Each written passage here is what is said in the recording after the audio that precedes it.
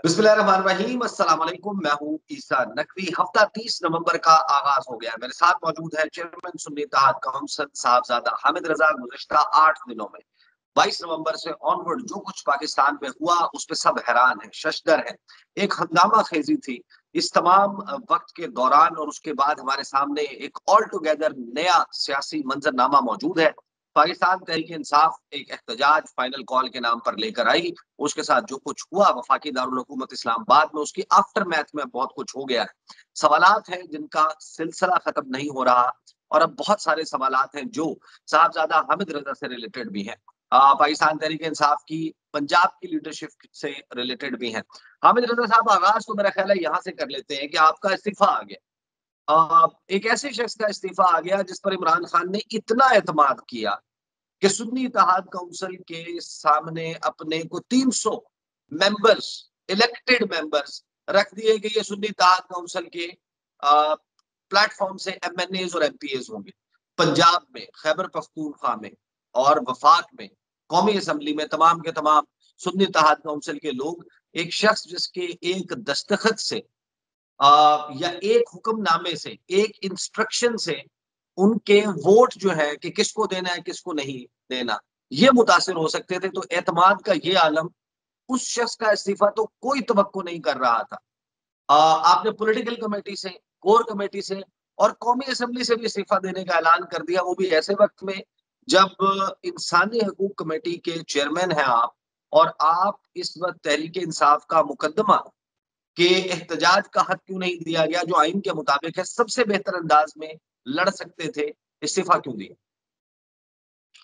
बिस्मिल्लाहिर्रहमानिर्रहीम। बहुत शुक्रिया ईसा नकवी साहब। सबसे पहले यकीनन खान साहब का जो एतमाद मुझ पर था, ये इस्तीफा भी उसी एतमाद और एतबार का मजहर है। मैं आपको ये बताने से पहले ये बात अर्ज कर दूं कि कौमी असम्बली का मेरा इस्तीफा, चूंकि खान साहब जब तक एक्सेप्ट नहीं करते, मैं उस वक्त तक मेंबर हूं कौमी असम्बली का, और नेशनल असम्बली की standing committee on human rights का चेयरमैन हूं। तो उसका मैं इजलास बुला रहा हूं, और ये जितना कुछ जो कुछ हुआ, जो ब्रुटैलिटी हुई, जो स्टेट की तरफ से दहशतगर्दी का मुजाहरा किया गया, इसके ऊपर तमाम कंसर्न क्वार्टर्स को, तमाम लोगों को बुला के वहां पर इनसे भरपूर तरीके से जवाब तलबी की जाएगी और वहां पर इस मामले को उठाया जाएगा। बट ये मैंने कहा मैं क्लैरिफाई कर दूं ताकि ये ना समझा जाए कि शायद मेरे इस्तीफे का वहां पर मामला ना उठाने से कोई ताल्लुक है। वो इंशाल्लाह आपको कल तक इत्तला आ जाएगी, चूंकि स्टैंडिंग कमेटी का इजलास बुलाने का भी एक प्रॉपर प्रोसीजर है, एक प्रॉपर तरीकाकार है, तो वो इंशाल्लाह आपके सामने आ जाएगा सर। दूसरी बात रही मैंने इस्तीफा क्यों दिया जी। आपके इल्म में है। हामिद रजा साहब, इन दोनों इस्तीफों पर आने से पहले जाहिर है कि आपने पॉलिटिकल कमेटी से, कोर कमेटी से भी इस्तीफा दिया, लेकिन क्योंकि अब आपने ये कंफर्म कर दिया है कि बड़ी खबर है कि आपका इस्तीफे देने का फैसला करने का मतलब ये नहीं है कि आप बाकायदा अलहदा हो गए हैं। अगर इमरान खान ने आपका इस्तीफा एक्सेप्ट कर लिया तो फिर आप अपना इस्तीफा कौमी असम्बली के स्पीकर को भिजवाएंगे। लिहाजा आप बुलाने जा रहे हैं कायमा कमेटी का इजलास। कायमा कमेटी के इजलास में आप किनको तलब करेंगे इस तमाम मामले पर जो इस्लामाबाद में एहतजाज का हुआ? हमारे सामने एक तो आईजी इस्लामाबाद है।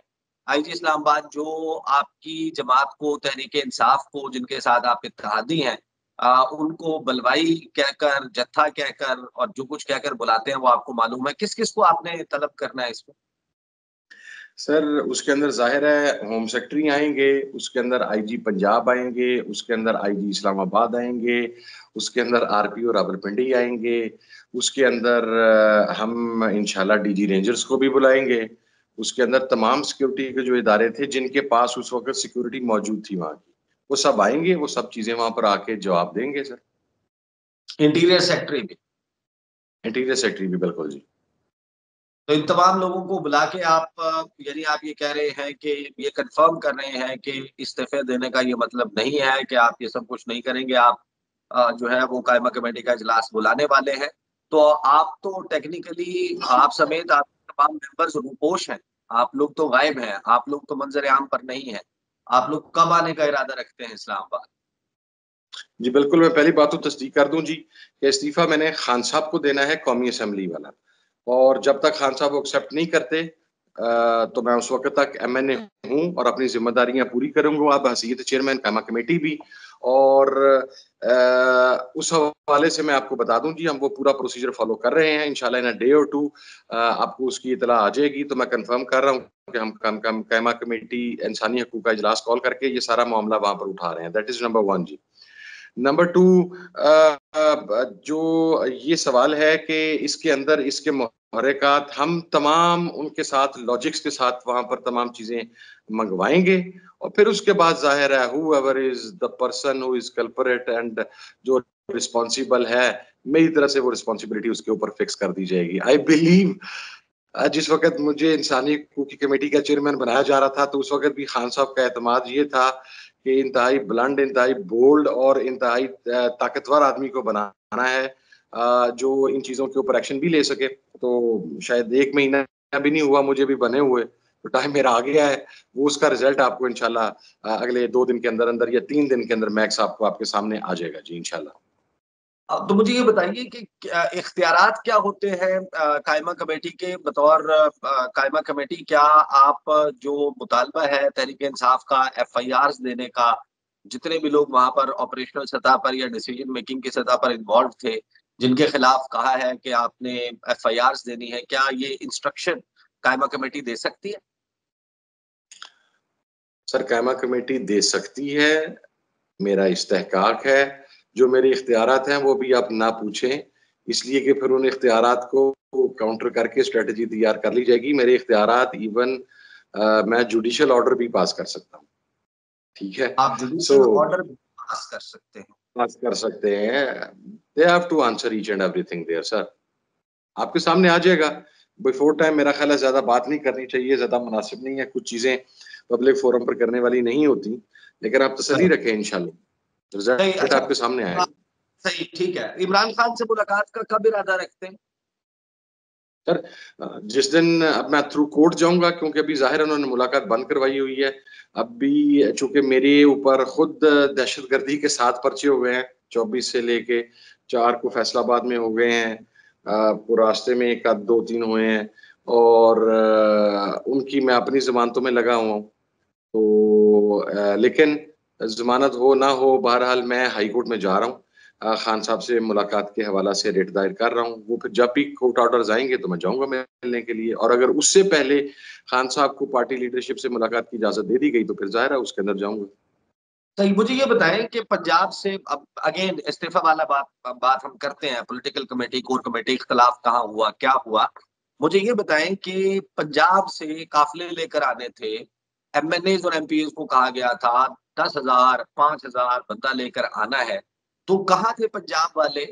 और इसमें बतौर एलाए, एक इत्तेहादी के तौर पर आपकी क्या जिम्मेदारियां थी? आप कहाँ थे? कौन पहुंच सका, कौन नहीं? जो नहीं पहुंच सका वो क्यों नहीं पहुंच सका? अच्छा इस नकवी साहब, इसका ना सवाल का जो जवाब है वो जरा मैं कोशिश करूंगा जितना मैं मुख्तसर रख सकूं। लेकिन देखिए पंजाब के बारे में लोगों की परसेप्शन और है। मेरा जो कमेटी के अंदर पॉइंट ऑफ व्यू था, पॉलिटिकल कमेटी में भी और कोर कमेटी में, वो यही था कि अगर आप 24 तारीख की कॉल दे रहे हैं KPK को तो पंजाब को 23 तारीख की कॉल दें, और या 25 तारीख की कॉल दें साउथ वेस्ट और सेंट्रल रीजन को, और नॉर्थ को आप KPK के साथ कॉल दें। उसकी वजह ये थी कि हमने किसी भी सूरत में 24 को इस्लामाबाद पहुंच ही नहीं पाना था, जिस किस्म की ब्लॉकेज थी। देखिए पंजाब के अंदर तमाम पब्लिक ट्रांसपोर्ट बंद कर दी गई थी।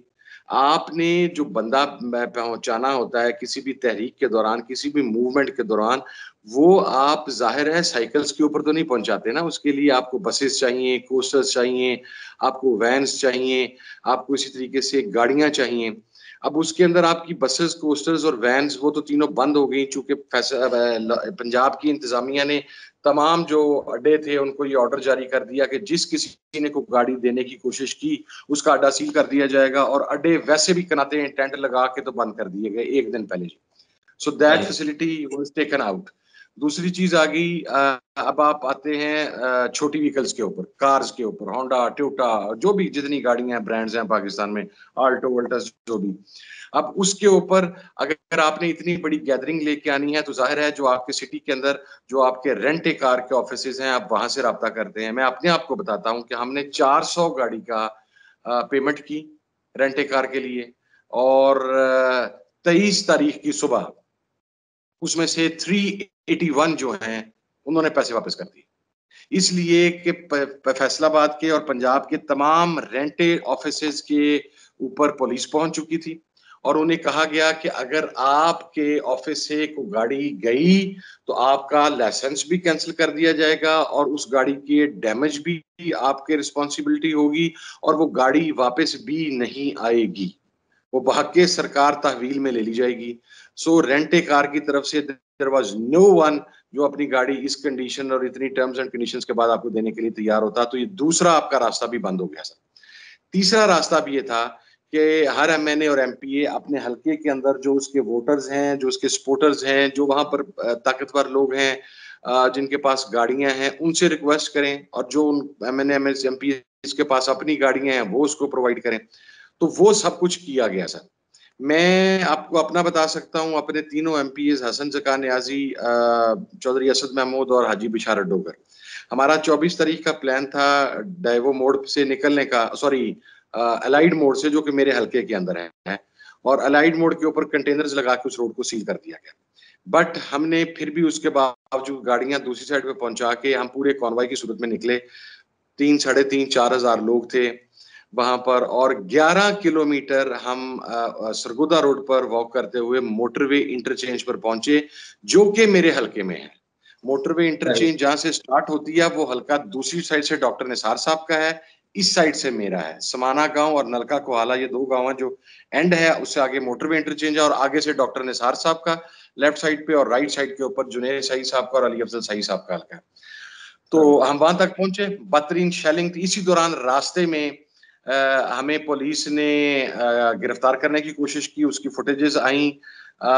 मुझे नहीं कर सके, कारकुनान की तादाद ज्यादा थी, हसन जका न्याजी को भी नहीं कर सके, मेरे एमपीए को चौधरी असद महमूद एमपीए को भी नहीं कर सके, मगर हमारे एक एमपीए जिनकी गाड़ी मेरी गाड़ी के पीछे थी, हाजी बशारत डोगर साहब, उनको पुलिस गिरफ्तार करने में कामयाब हो गई और अभी तक वो मिसिंग हैं अपने बेटे समेत, और उनके ऊपर कोई एफआईआर वो किसी भी थाने में इस वक्त मौजूद नहीं है।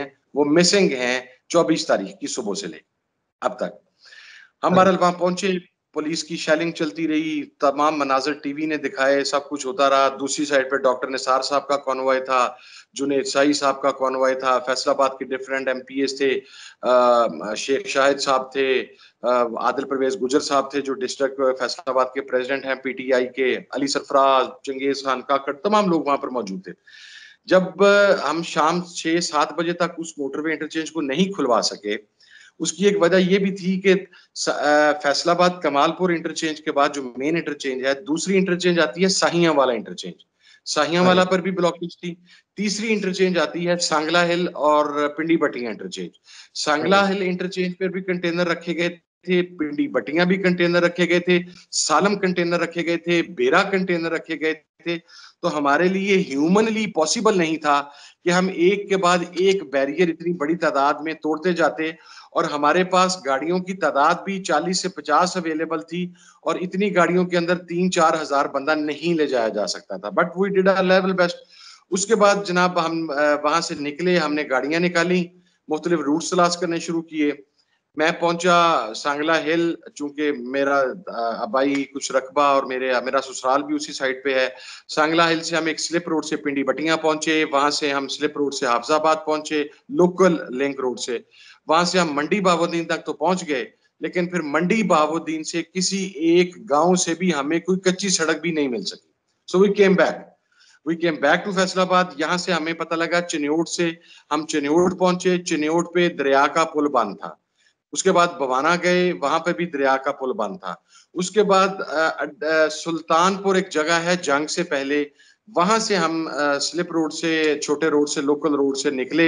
हम पहुंचे सिलावाली से हम साहिवाल, और साहिवाल से जब हम जोराबाद के लिए निकले हैं तो वो जो दरिया का पुल था उसका कंटेनर साइड पे था। सो वी क्रॉस्ड दैट, हम जोराबाद पहुंचे। जोराबाद से रोड की कैफियत ये थी कि I spend almost 35 years in travelling. मैंने जिंदगी में इतना बुरा सफर नहीं किया। गाड़ियों के टायर फट गए, बम्पर्स उतर गए, उस तमाम रोड पे 200 किलोमीटर तक बड़ा बज्जर था और उसके ऊपर कोई ट्रैफिक नहीं थी। हम उस रोड के ऊपर चलते गए, जोराबाद से खुशाब पहुंचे, खुशाब से हम पहाड़ क्रॉस करके तलागंग, तलागंग से हम फतेहजंग, फतेहजंग से हम वाकेंट, वाकेंट से आगे फैसल या मीन टाउन, मुझे अब उसका नाम याद नहीं है, वहां का एक मुकामी, हाँ जी, उसके जरिए हम इस्लामाबाद, जब तक हम पहुंच के इस्लामाबाद में दाखिल हुए, अच्छा रास्ते में मुझे डॉक्टर निसार का कॉन्वॉय मिला, मुझे हमारे समुद्री का एक कॉन्वॉय मिला। यानी ये नहीं था कि मूवमेंट नहीं थी, पंजाब की मूवमेंट स्टार्ट हो चुकी हुई थी, लेकिन मेरा जो पहला नुक्ता नजर था कि 23 को हमारी डेट होनी चाहिए थी ताकि हम टाइमली पहुंचते, तो हमने केपीके के साथ पहुंच जाना था अगर हमें 23 दी जाती। अब हम नहीं पहुंच सके। अब जो काफिला आया यहाँ पर तलागंग में, हमको 15-16 घंटे के बाद चाय का कप पीने के लिए और बिस्किट लेने के लिए रुके एलीट फोर्स ने, और वहां पे तलागंग की पुलिस ने छापा मार दिया।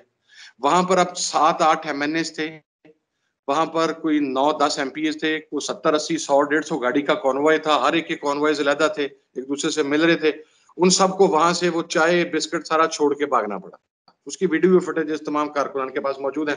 बहरहाल ultimately we entered Islamabad, but the moment we entered Islamabad, D Chowk के ऊपर सारी ब्रूटैलिटी हो चुकी हुई थी। So that was my performance, my city's performance, my 3 MPs performance. बाकी पंजाब के लिए सर हालात, लाहौर से निकलने का कोई रास्ता ही नहीं था, कोई रास्ता नहीं था लाहौर से निकलने का। वो सही एक पोस्ट चल रही थी कि मौत का फरिश्ता ही लाहौर में दाखिल हो सकता है और निकल सकता है, उसके अलावा ना दाखिल हो सकता है ना निकल सकता है। गुजरांवाला वैसे ही हालात 9th में के